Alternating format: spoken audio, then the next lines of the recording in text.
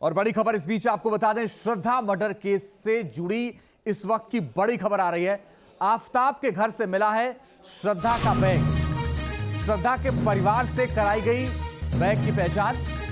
Delhi police की team जांच के लिए पहुंची है। तो दिल्ली पुलिस की जांच आगे बढ़ रही है लगातार और आफताब के घर से अब श्रद्धा का एक बैग मिला है। फिलहाल उस बैग की जांच की जा रही है और श्रद्धा के परिवार वालों को बुला करके उस बैग की पहचान कराई गई है। दिल्ली पुलिस की एक टीम मुंबई भी पहुंची हुई है जांच के लिए। जो आफताब के घर बैग मिला उसमें कौन कौन से सामान है, दिल्ली पुलिस फिलहाल यह भी जानकारी जुटाने की कोशिश कर रही है। श्रद्धा मर्डर केस में जांच से जुड़ी एक एक जानकारी हम आप तक पहुंचा रहे हैं। गुरुग्राम से लेकर दिल्ली तक एक प्राइवेट जासूस संजीव भी इस केस की पड़ताल में जुटे हुए हैं, जिनसे खास बात की हमारे संवाददाता मणिदीप शर्मा।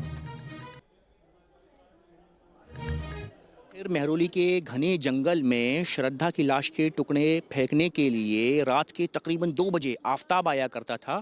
और आखिर क्या उसकी साइकोलॉजी थी और किस दिशा में इस समय पुलिस की जांच जा रही है, किस तरीके से पुलिस पड़ताल कर रही है और इस केस में क्या क्या हासिल हो सकता है। न्यूज़ नेशन की टीम के साथ इस समय मौजूद है प्राइवेट डिटेक्टिव हैं हमारे साथ में, संजीव जी हैं हमारे साथ में। संजीव जी, ये बताइए केस किस दिशा में आपको जाता हुआ दिखाई दे रहा है? देखिए, अभी तो कहते हैं बहुत जल्दी होगा ये कहना कि किस दिशा में जा रहा है, क्योंकि पुलिस अभी इन्वेस्टिगेशन कर रही है। नार्को टेस्ट के लिए अप्लाई कर चुकी है, नार्को टेस्ट के लिए उनको परमिशन मिल चुकी है, तो अभी तो इन्वेस्टिगेशन चल रही है। लेकिन मुझे ऐसा लगता है कि ये केस काफ़ी कहते हैं टास्क जो है बहुत टफ है पुलिस के लिए, क्योंकि इसके अंदर 6 महीने पहले कत्ल हुआ है। 6 महीने के अंदर जो एक अपराधी को टाइम मिला है अपने कहते हैं दुष्कर्मों को मिटाने के लिए, इन सबूतों को डिस्पोज करने के लिए, वो बहुत लंबा टाइम था।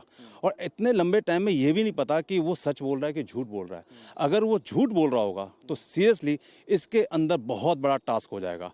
लेकिन हमें ऐसा लगता है कि इसके अंदर अगर कंक्रीट एविडेंस नहीं भी मिले, ठोस सबूत नहीं भी मिले, और ठोस सबूत ना मिलने की एक ही वजह हो सकती है कि किसी भी कीमत पे मिसगाइड जब कर देगा एक अपराधी, क्योंकि अपराधी इतना शातिर है, क्योंकि उसकी शातिरपन इससे पता चलता है कि जो घर के अंदर कत्ल करता है, घर के अंदर बॉडी को रखता है, उसके अंदर खाना रखता है, सब कुछ फ्रिज के अंदर वहीं खाता पीता है, तो ये सारी चीज़ें जो दिख रही हैं इससे क्लियर पता चलता है कि बहुत शातिर है।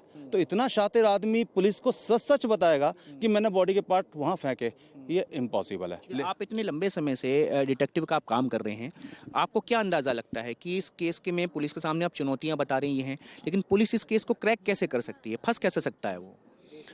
देखिए, जहाँ तक मैं समझता हूँ कि चेन ऑफ सर्कमस्टेंस एविडेंस की जो एक चेन है ना, उसको अगर आप सॉलिड कर लें, उसको अगर आप मजबूत कर लें, वो तब जब आपको कोई कंक्रीट एविडेंस मिलता ही नहीं है।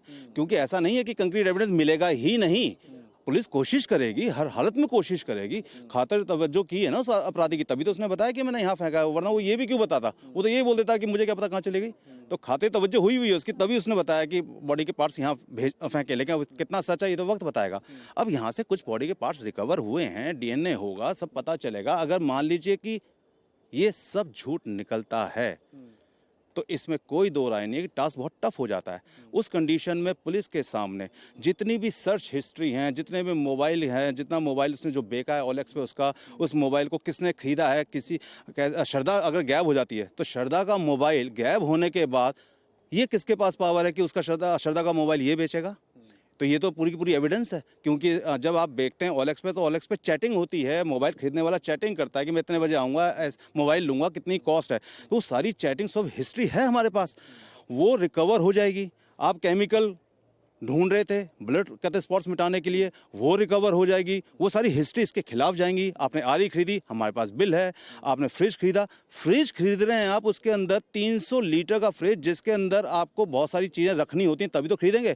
आप तो जोमेटो पे ऑर्डर करते हैं, जोमेटो से सारी खाने पीने की चीज़ें मंगाते हैं। तो जो आदमी जोमेटो से खाने पीने की चीज़ें मंगाता है वो फ्रिज में सेव करेगा क्यों? तो जब सेव करेगा नहीं तो 10 बाई 12 के कमरे में इतना बड़ा फ्रिज रखेगा क्यों?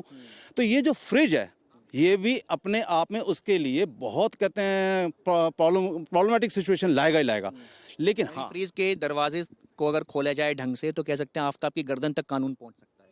देखिए, फ्रिज है, आरी है, फ्रिज को खरीदना, आरी को खरीदना, और सबसे बड़ी बात है कि वो जो आपका सैंपल्स हैं, जो केमिकल्स हैं, उनको ऑनलाइन सर्च करना, बॉडी को चॉप करने के तरीके ढूंढना, ये सारी की सारी इंफॉर्मेशन आपके पास ऑनलाइन है।